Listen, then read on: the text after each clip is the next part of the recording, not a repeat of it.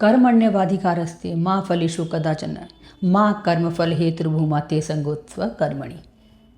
इसका अर्थ है कि हम कर्म करने के लिए स्वतंत्र हैं। मनुष्य का जो काम है वो सिर्फ कर्म करना है, फल की इच्छा करना नहीं।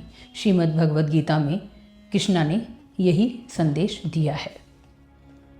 मैंने अपनी पिछली 2 वीडियोस में ये बताने की कोशिश की है कि कई व्यक्तियों के जीवन में सेम पैटर्न बार बार क्यों रिपीट होता है। वही धोखा देने की सिचुएशन, वैसे ही रिश्ते, वैसे ही प्रॉब्लम, वैसी आर्थिक तंगी। तो इसके पीछे क्या हमारा भाग्य होता है या कोई और कर्म का सिद्धांत जो कार्य कर रहा होता है। तो मैंने उसमें पहली वीडियो में बताया है कि कुछ ग्रह जैसे राहु, केतु, शनि और चंद्रमा। दूसरी वीडियो में मैंने बताया है क्या ये पैटर्न बनते हैं तो हम उसको क्रैक कर सकते हैं। हाँ, हम उसको क्रैक कर सकते हैं। ये मैं तीसरी वीडियो पार्ट 3 आपके लिए लेके आई हूँ, जिसमें मैं ये बताने की कोशिश करूँगी कि आखिर ये पैटर्न आते कहाँ से हैं। अगर मनुष्य कर्म करने के लिए स्वतंत्र है और वह कर्म करता है, तब ये सेम पैटर्न कहाँ से बनते हैं। अगर हमें जीवन को समझना है तो हमें कर्म सिद्धांत को समझना अति आवश्यक है। हम ये जो जीवन जी रहे हैं, यह सिर्फ इस जीवन की कहानी नहीं है। पता नहीं हमारी आत्मा कितने और जन्मों को जीकर आई है। हमारे पता नहीं कितने अनेकों लाखों जन्म हो चुके हैं जिनसे हम अनभिज्ञ हैं। लेकिन हमारा शास्त्र क्या कहता है, हमारा दर्शन क्या कहता है कि जो हम पीछे से जीवन जी के आए हैं उसमें 3 प्रकार के कर्म निर्धारित किए गए हैं। संचित कर्म, प्रारब्ध कर्म और क्रियामान कर्म। संचित कर्म वह होते हैं जब हम अनेकों यात्राएं करके आ चुके होते हैं, तो जो संग्रह होता है वह हमारे संचित कर्म है। प्रारब्ध कर्म वह कर्म होते हैं इस जीवन में जो यह दिशा निर्देश तय करते हैं कि हमें कैसे फल प्राप्त होने वाले हैं। और क्रियान्वयन कर्म वह होते हैं जब हम इस जन्म में जो हम कर रहे हैं, तो इसके आधार पर ही हमारा जो लाइफ का पैटर्न है वो चलता रहता है। जब श्री कृष्ण ने अर्जुन से ये कहा कि तुमको युद्ध करना है, तो उन्होंने मना कर दिया, नहीं, बंधु बांधव हैं, मेरे परिवारजन हैं, मुझे युद्ध नहीं करना। तो कृष्ण ने उनको यही कहा कि फल की इच्छा मत करो, यह तुम्हारा क्षत्रिय धर्म है कि तुम्हें युद्ध करना ही पड़ेगा और यह तुम्हारा कर्म भी है। इसके कारण महाभारत का युद्ध हुआ।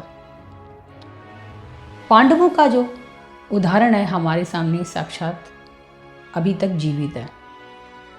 पहले वनवास, अपमान और युद्ध। तो ये जो जिंदगी की जो स्थितियां हैं वैसी ही चलती रहती हैं। कभी कभी क्या होता है, आत्मा किसी विशेष अनुभव के लिए बार बार जन्म लेती है, तो इंसान को वैसे ही लोग मिलते हैं। किसी को अच्छे लोग मिलते हैं और किसी को धोखा देने वाले लोग मिलते हैं।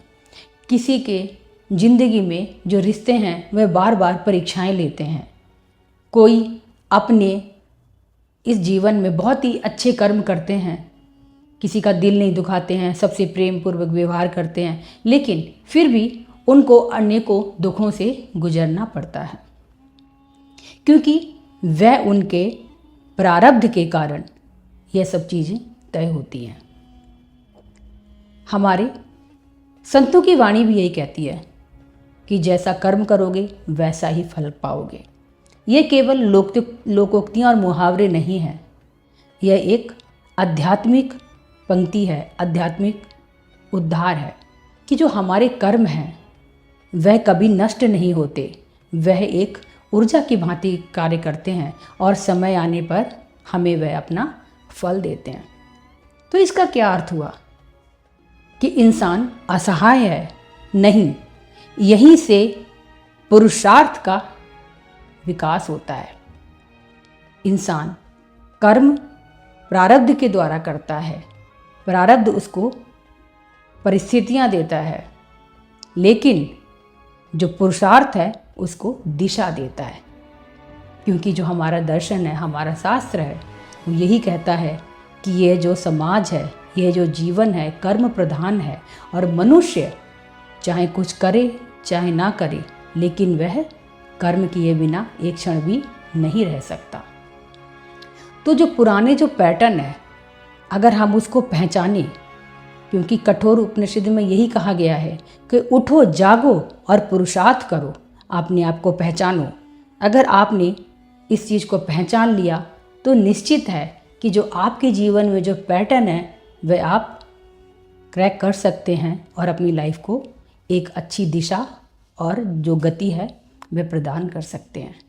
मेरा इस वीडियो को बनाने का सिर्फ यही मकसद है कि कैसी भी परिस्थितियाँ हो, आपको घबराना नहीं है। अगर आपने मेरे पहले 2 वीडियोस नहीं देखे हैं तो मैं डिस्क्रिप्शन में उसका लिंक दे दी, आप उसको ज़रूर देखिए। तब आपको धीरे धीरे समझ आएगा कि जो घटना घटित होती है वह किसी की दी हुई नहीं होती है, क्योंकि जो इंसान जो कर्म करता है उसका बीज हमें प्राप्त हो रहा है और वह एक दिन फल अवश्य देगा। इंसान अगर ये सोच के आगे बढ़ता है तब वह हर कठिनाई को अपने जीवन से दूर कर सकता है और एक दिन अपनी सफलता की शिखर को भी छू लेगा। लेकिन शर्त यह है कि किसी भी परिस्थिति में आपको घबराना नहीं है, क्योंकि जब आप कर्म सिद्धांत सीख लेंगे या कर्म सिद्धांत की कुछ बातें अनुसरण करने लग जाएंगे तो ये जीवन है आपको आसान लगने लग जाएगा और किसी भी कठिनाई से आप बाहर निकल जाएंगे। गीता में एक बात और भी स्पष्ट कही गई है कि गहना कर्मणो गति, मतलब जो कर्मों की गति है वह बहुत ही गहरी है। वह व्यक्ति के वर्तमान और भविष्य का ही निर्धारण नहीं करती, बल्कि वह कई जन्मों जन्मांतरों तक अपना प्रभाव रखती है। जैसे एक गाय है, वह अपने बछड़े को दूर से पहचान लेती है और एक बछड़ा अपनी माँ को करोड़ों गायों की भीड़ में पहचान लेता है। वैसे ही हमारे कर्म हमें इस जन्म में नहीं तो उस जन्म में पहचान लेते हैं और उसी के अनुसार हमें फल देते हैं।